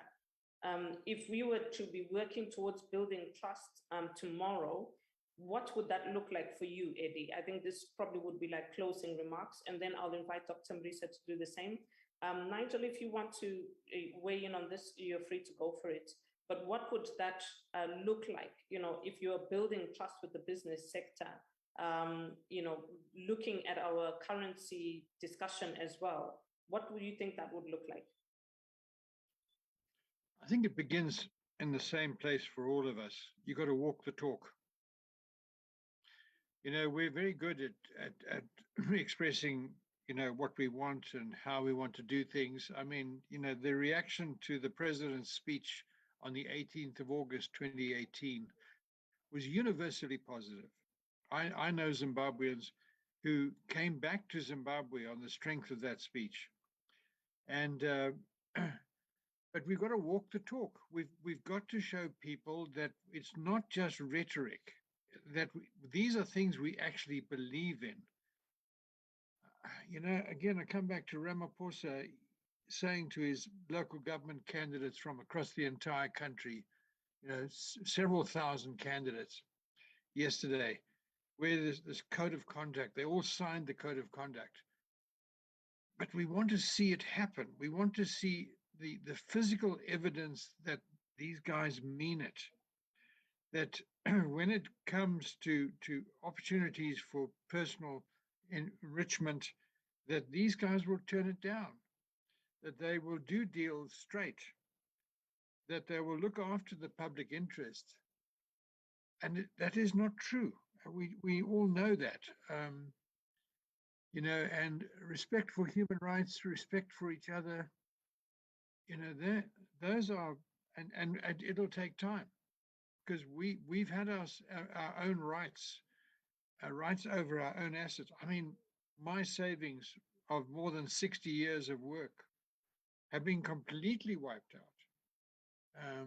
You know, my old mutual pension, I think, is about $16 a month. And I contributed more than 1.4 million US dollars to the old mutual in my working life. You know, and you know, how do you build trust when you've done that to not just once or twice, but regularly, you know, and frequently?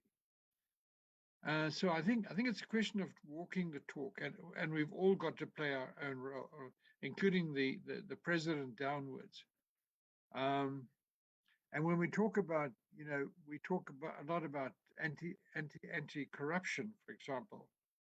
I mean, I almost laughed at there's papers which were released the other day, where they go after Tony Blair for not paying $300,000 of stamp duty on the purchase of a property in London. My goodness gracious, I can tell you of corruption here on where it's in billions of dollars. And, you know, we just laugh at that kind of, you know, you're dealing with pocket money. But here, you know, nothing happens to these people. Everybody knows it's going on, but nothing happens. And until we actually see things actually happening on the ground and we see people actually walking the talk, I think confidence will be impossible to reestablish. It's starting to happen, but we've got a long way to go. All right, that's fine. Thank you so much, Eddie. Great remarks there. Dr. Marisa, what are your thoughts on building trust, you know, reforming our economy, especially looking at, you know, currency, which has come up quite a bit? Thank you so much, Belinda. I think we, you know, just to build upon maybe what Eddie said, the speech that was given by the president way back then, I think one of the things that he said it at the beginning of his tenure was how behind we are as a country. You know, that always a country we're behind, we've been left behind, etc. But I think he was talking about being left behind in terms of infrastructure development. But I sense that Zimbabwe got left behind in terms of how to do business and how to conduct issues. Because I think we're still in a certain 1980s mode when the world has moved on. You know, in the 21st century, there is a huge relationship between issues to do with trust, integrity, etc., not only for governments, but even private sector actors. This you see in the mining companies coming up with a code of conduct, etc., how they actually get businesses, etc. But in Zimbabwe, like Eddie is saying, it's still the wild, wild west.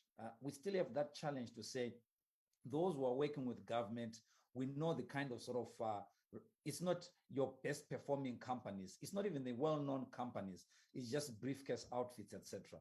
So I think if we do not fix that, we'll continue to complain that the world has left us or the world is not engaging with us because we are not changing. So our mindset needs to change. And it's for me, and I'll push this further to say, for me, it's just not government's role alone. Even economic agents in the private sector, there's a lot of things that they have to change, because unless and until, as a community that Nigel was talking about, as president of the Zimbabwe Economic Society, looking after investments, etc., unless the mindset of those doing business changes, that they frown upon corruption, they frown upon underhand dealings, that they can be called upon. We see these scandals with McKinsey in South Africa, Pricewaterhouse, etc. But we're yet to see those issues as scandalous here. And we are actually failing to influence the generation that is coming after us, because the heroes of this country are those who you cannot explain how they got their wealth, which is really worrying. Because if you look at the heroes of 2021, 2020, are youngsters who all of a sudden, they're accumulating these expensive vehicles. They have all this money. We don't know how they made it. And those are the people that the millennials are beginning to celebrate. So we actually have a challenge with the value system that we have, this overnight wealth that we have sort of allowed to become something that is like a permanent feature, and now we accumulate. So I think across society, we really need to deal with the integrity issues that we have. Our character ethic is really questionable. It doesn't help to say we're a Christian nation, given the way in which we conduct our businesses. Would love, for instance, to see one business person saying, oh, I was offered this kind of deal by government, but I turned it down because of A, B, C, and D. But we don't see that. We keep on seeing these briefcase issues, briefcase business coming up. So corruption is a relationship issue. There is the corruptor and the corruptee. So as long as we're just dealing with maybe one end of it without dealing with both aspects of the problem, we are not fixing it. Where one goes, when one cannot oil the hand, somebody else will rise up to do that. So in a nutshell, I think it's a countrywide challenge that we really need to deal with. Thanks. Thank you so much, Doc. And you've touched on corruption. We've got a comment here from Onalena Selolwane, who says corruption thrives where institutions fail. And that's a key observation right there. I'd like to call upon somebody who wasn't on our regional panel, but works in the area of, transparency. This is Depros Muchena, who's the regional director of the Southern African Region Amnesty International Office. So he works closely with governments and organizations, assessing levels of corruption and looking at the failure or success thereof of institutions with relation to human rights, and then also other just constitutional obligations. Mr. Mchena, I would love to invite you to unmute your mic. If you want to turn on your video, that's fine. But if you could unmute your mic and just speak into the subject that we're discussing now. Oh, thank you, Belinda, for that ambush. I don't have much to say, but to concur with a lot of what Tendai has just said now in his concluding remarks, but also converging with what Eddie also said. There really is a challenge in Zimbabwe and countries of the region to marry economic governance on the one hand with political governance on the other. We know from studies and lessons that even for countries that get their macroeconomic fundamentals right, they get their pro-poor policies right, we also see that faulty governance tend to nullify the impact. Because unless we deal with questions of integrity, leadership, national cohesion, consolidation, and move these countries to a point where they really genuinely want to compete with others, then we'll forever be remaining behind, looking for little enemies inside our borders when we're not dealing with the larger questions of mindset shift and really decisively tackling the twin evils of corruption and poverty. The second issue is that in doing reforms in order either to re-engage with the rest of the world or to build an effective economy, we must also distinguish between a concept borrowed from sociology of organization called isomorphic mimicry and really doing things right. Isomorphic mimicry is the practice of appearing to be doing something when you are doing absolutely nothing. You create an institution that purportedly is fighting corruption, but you remove the teeth of the institution so that it is absolutely ineffective. You create an institution to promote trade or to promote national cohesion and other things like that. But inside the program, there is nothing. So I think for Zimbabwe, it's really, really important to audit the effectiveness and purpose and mindset and effectiveness of our institutions that are driving economic policy, integration of people, that are building financial inclusion, institutions that are doing re-engagement. Because if we don't recheck the purpose of these institutions, then the whole country will be moving in a direction of isomorphic mimicry, the appearance of doing something when we're doing nothing. So I really underscore the point of rebuilding and investing in trust, the confidence building measures needed to really build people so that they own the national processes of re-engagement. And the data that has been shared on trade that is taking place between countries and between Zimbabwe and other countries, I think we must really examine this, because in conversations we talk about, we don't want to use facts. We want to use sweeping statements. And sweeping statements become new truth the whole country is under sanctions, then we just talk about that. Colleagues who have come in and talk to us about figures of trade, we need to interrogate that so that we can start to have much more evidence-based advocacy. And then we give this country a fighting chance to renew itself. Thank you, Belinda. Thank you so much. I love that analysis. And I'm sorry for the ambush, but these were, you gave a really good analysis. So I think it was worth the ambush. But I would love to just get closing remarks now. Before I do that, I will go to a comment from Elliot Mandanza, who says, to echo what Dr. Marisa Tendai had shared, he says, if you show me the heroes, this is a quote that he's put up there, if you show me the heroes that the youth of your country are looking up to, I will tell you the future of your country. And that kind of sort of grounds us to think twice about what we are allowing to pass, not just in the institutions that govern us, but then also in our interactions with each other as business people. So that's quite critical there. Moses Machipisa is saying these are very critical points that have been raised, and the future is looking bleak if the challenges are not addressed. This generation of youth, our generation, is increasingly getting desperate and angry, and we are excluded and feel the brunt of a dysfunctional economy's limited opportunities.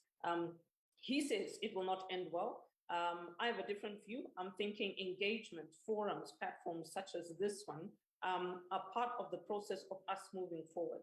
So I've heard from Eddie. I would like to kind of get comments from Tatenda, from Tom, if he's still on.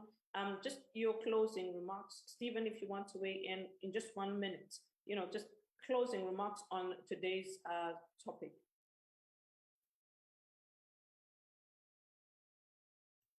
Thank you, Belinda. I think I've learned a lot from this session, actually. And maybe just to pick from some of the things that were actually highlighted, like what Dr. Marisa said earlier about the Afrocentric approach, that we should focus on what we have here as Africans and build on that. So I think that's also just an approach that we should take, especially if we intend on going towards the Vision 2030. And also the key aspects highlighted by Stephen as well about the trust and the reputation that we need to build on, even by Nigel Chanakiri as well. I think those are very key things. But I think parting from the Zimtrade perspective, we are engaging to try and increase the trade relations in as many countries as possible. And we are starting off with the SADC region and Africa at large as well. So if there anybody would need any assistance, especially for their products to go to other countries, we are here to assist. And yeah, I think that is all I have to say for now. But I look forward, Belinda, please do invite us in the following dialogues as well. These are very insightful for me as well. Thank you. Okay, brilliant. I'll take closing remarks from Tom, if you are able to unmute very quickly, then we can get something from you. Thank you, Belinda. There's an illuminating call.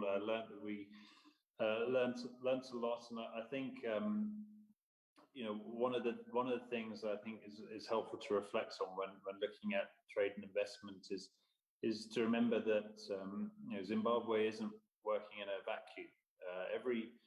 Every country across the region, across the world, is looking to increase their exports, increase their trading relationships, and businesses and investors will look at these destinations very dispassionately. So it is incumbent on Zimbabwe to make the necessary changes to attract this investment, which can unlock so much growth in the country. And then I think worth signing off on is, we as the UK are very committed, and we remain very committed to working with Zimbabwe to help drive through these reforms, to help create a more prosperous, peaceful, and democratic country with increased trade and investment with the UK. And I think, as you said, Belinda, more dialogues like this and more engagement will only help that. Thank you. Brilliant. Stephen, anything, last word from you? Sure, thanks, Belinda. I mean, I'd like to come back to I think what Tendai said a minute ago, maybe phrase it slightly differently, but just to reinforce it. It's the software rather than hardware that matters. So Tendai was talking about how perhaps Zimbabwe has not moved with the times in terms of thinking a lot still about infrastructure, a lot of focus on tangible issues, perhaps even again a focus on legislation as a piece of paper, whereas in fact behavior is the critical thing that we all need to be talking about. I don't mean it in a moralizing way, but simply how we all interact with each other in the business world, in the political world. And that's where I absolutely concur with the commentators who've been talking about politics. I think politics has to come first in this solution. And I think the speech in 2018 was a shame, a bit of a lost opportunity, because a new personality is a fantastic way of resetting expectations and helping to shift perceptions. And I think the fact that over the last 3 years that hasn't quite been followed up as much as it could be is a bit of a lost opportunity. But I'd say keep at it and keep the pressure on to change so that we are walking the talk, and that will make the big difference, I think.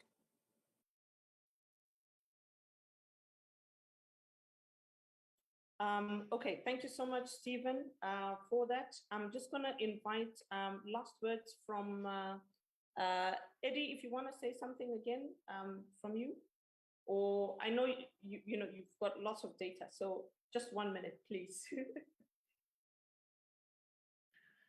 It's too soon to jump off the bridge. This is a fantastic country, and I think we should not end on a pessimistic note. We've made huge progress in the last 3 years, and I think so long as we stick to our agenda, so long as we work together, and we are able to start trusting each other for doing the right things, and it all comes down to leadership.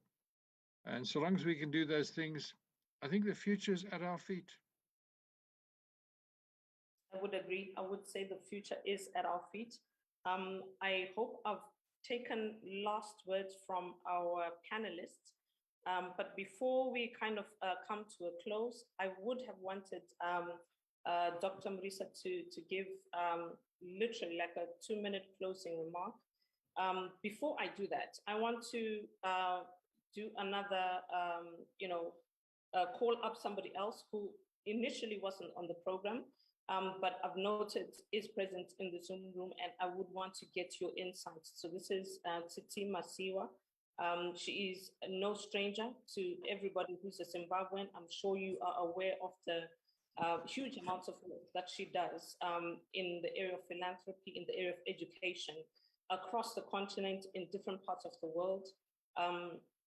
I just want to get your comments, just to weigh in on the discussion today. We're talking about stable economy, trade relations, and re-engagement with the world. You are involved heavily in the area of business, but then you're also involved heavily in the area of philanthropy. And that's kind of a place for citizen engagement, but then also for enterprise to tie in. A lot of the discussions that have been happening today are focused around how to improve the economy and make it easy for business to succeed. But I want to find out from you, what would you say are your high-level thoughts on the topic that we've discussed? I'm giving you an open book here. 3 minutes, if you could just give us your thoughts. Sure. Thank you so much, Belinda. You've done an exceptional job in the last number of webinars where you have facilitated, moderated, coordinated. And I have to say, you've kept us hooked onto the webinars, fascinated and also inspired. Today's discussion on trade and took us right back to the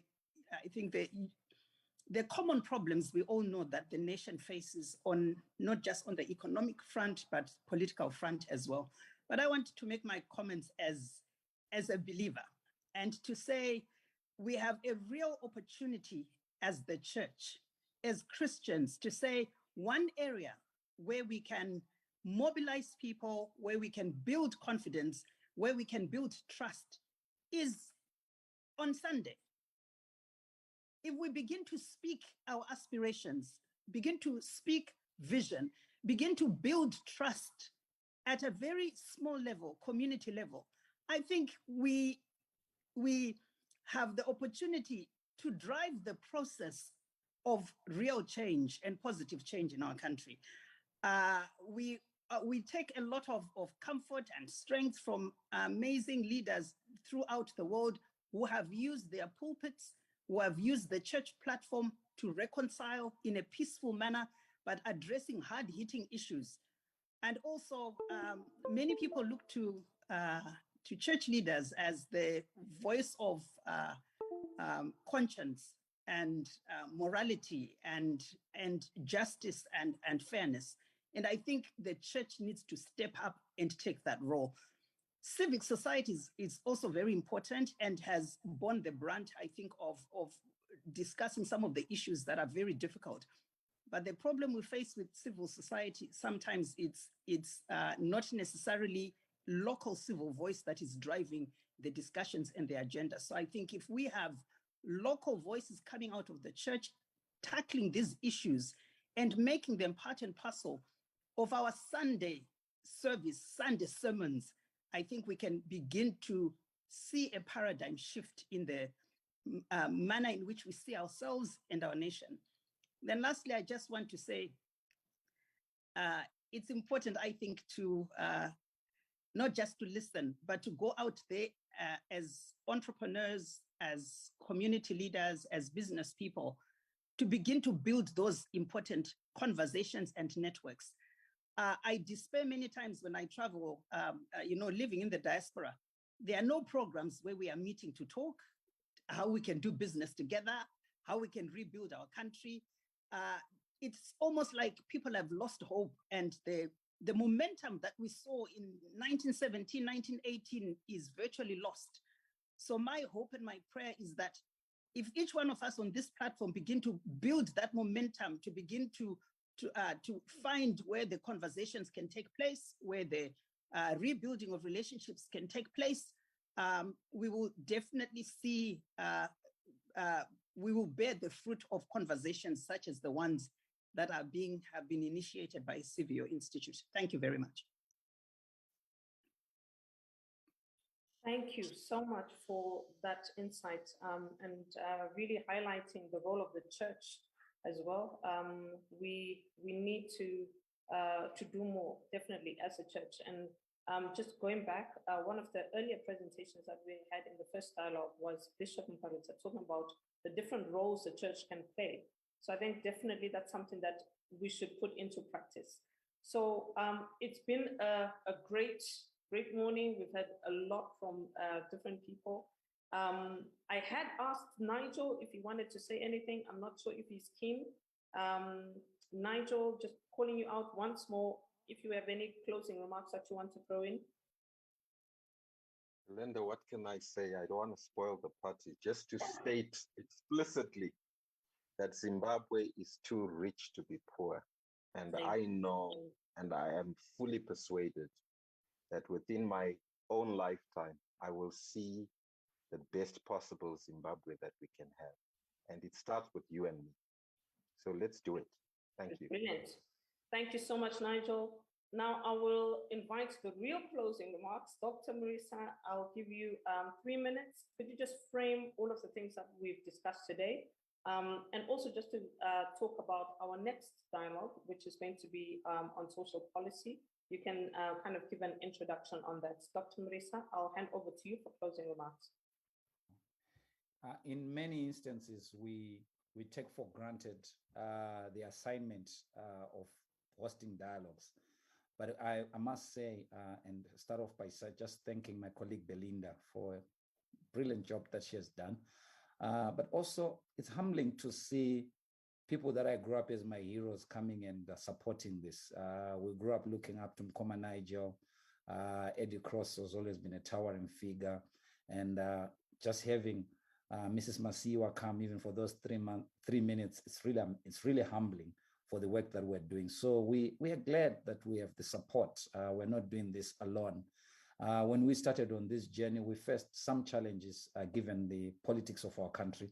But we're glad that even the objective of the dialogue is beginning to be viewed differently. We're getting a lot of inquiries from media players, etc., about these dialogues. So we're excited that we are instigating something. I said, I remember when I was joking around with Stephen in one of our meetings as we were planning, to say, what does success look like? I said, for us, success will look like this. If we see an increasing number of Zimbabweans and even outsiders talking about Vision 2030 in Zimbabwe, for us, that will be success. Just seeing more platforms that are geared towards talking about what will Zimbabwe look like by the year 2030. That was number one. And number two, when we begin to try to make an input into the existing document, and this is what we did today. And I think the issues that came up here are very important. And like I said at the beginning, we're going to write up a policy brief based on this discussion that will push, especially the issues that were raised to do with trust, confidence building, consistency, and making sure that we have effective institutions. So we're so grateful for every presenter who came and spoke, and for those that we ambushed. So sorry, Mkoma Depros, but for those we ambushed, and we're so grateful that you came in and you made an effort. Honestly, it's a collective job. Sevio cannot do it alone. We do it with partnerships, we do it with friends, we do it through solidarity. And we're so grateful for the friends that have come to make it a reality. Then finally, as we go forward, I think the next conversation in 2 weeks' time, please make a date to be with us. We're going to be unpacking social policy. If there's an area that we feel that we have actually gone backwards in a significant way, despite all the positive things to do with trade, development, and infrastructure, is our delivery on social policy. Health delivery is probably at its weakest. Education has been affected thanks to COVID and also already existing challenges that were in that space. Food security is a bit of a stretch, especially for urban households. Urban transport, you know, the issues to do with ZUPCO and the monopoly therein. We'll be unpacking this and more. But for us, it's just not unpacking the problem, but looking at solutions. What can be done? What can be done differently? Because many countries in Africa are facing this challenge that they're experiencing GDP growth, but they are failing to adequately respond to the challenges of social policy, especially for those who are living at the bottom of the pyramid. How do we effectively deliver a social policy that works for all? So that will be the next dialogue that we'll have. And we're excited that the numbers keep on growing. It's in pursuit of saying every Zimbabwean has got a role to play. So it's not just about saying, oh, we want government here and we can just throw our grievances at government, but we're beginning to say, what, as citizens coming from different formations, what could we do differently? How can we contribute to making sure Vision 2030 is achievable? I'm excited about the optimism that Nigel, Tsitsi, and Belinda sort of share to say, even Eddie, about that this is just not, it's too early to let go. It's too early to give up. We have no, I always say to people, I have only but one country, so I can't give up on Zimbabwe. We can't give up on our country. All of us are owners of this country. Others are just privileged to be in our elected offices, but we all have a part to play. So we look forward to seeing you in 2 weeks' time where we're discussing social policy. Thank you so much again for making the time. Spending 2 hours with us is not a joke, but we're so grateful that you could make it. Brilliant. Thank you so much, Dr. Marisa. And that will mark the end of today's dialogue. It's been explosive. We've had some great discussions and a lot of nuanced understanding of our relationships. I think we kind of tried to tie in and get good perspective on our relationship with the UK. Zimtrade came in and talked to us about our relationship with Africa and the rest of the region. So thank you so much to everybody who presented. In absentia, thank you so much to Lord Oates. We will send him a message after this for your contribution to this dialogue. To everybody who is watching us on Facebook, so on Civio Institute, on Heart and Soul, or on Newsday Zimbabwe, thank you so much for attending. If you're in the Zoom room, well done and thank you. Like Dr. Marisa said, this was Stable Economy, Trade Relations, and Re-engagement with the World. This is the third dialogue that we're hosting out of 6. Next, 2 weeks from now, we're going to be talking about social policy and how to create inclusive social policy frameworks that will be able to take care of the needs of the broader population as we are working to achieve Vision 2030.